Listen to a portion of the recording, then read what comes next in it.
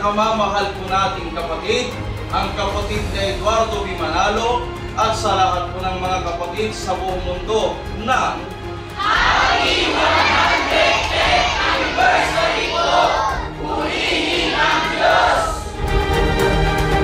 Kami po ay bumabati sa ating tagapamahalang pangkalahatan, ang kapatid na Eduardo B. Manalo, at sa lahat po ng mga kapatid sa buong mundo ng Happy 110th Anniversary po! Purihin ang Diyos!